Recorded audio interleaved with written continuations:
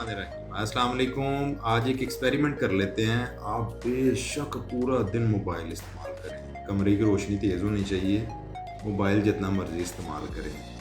फिर आपने 1 घंटा रात को मोबाइल इस्तेमाल करना है, कमरे की लाइट बंद करके, बेशक ब्राइटनेस कम हो, दरमियानी हो या जितनी भी हो, पूरा 1 घंटा आपने इस्तेमाल करना है फ़ोन। आप ये देखिएगा कि आपने सारा दिन मोबाइल फ़ोन इस्तेमाल किया है, रोशनी कमरे की तेज़ थी, कमरे में अच्छी रोशनी थी, मोबाइल यूज़ करने की वजह से आपके सर में दर्द नहीं हुई। वही मोबाइल आपने रात को अंधेरे में इस्तेमाल किया है, कमरे में लाइट कोई नहीं थी चल रही, आप फ़ोन यूज़ करते रहे, 1 डेढ़ घंटा आपने फ़ोन यूज़ किया है। फिर देखिएगा आपके सर में दर्द की कैफ़ियत, आपकी आँखों में इस जगह पे दर्द की कैफ़ियत देखिएगा, आपके दर्द इस जगह पे कंधों का खिंचाव, गर्दन का खिंचाव, ये सारे मामलात अपने देख लीजिएगा।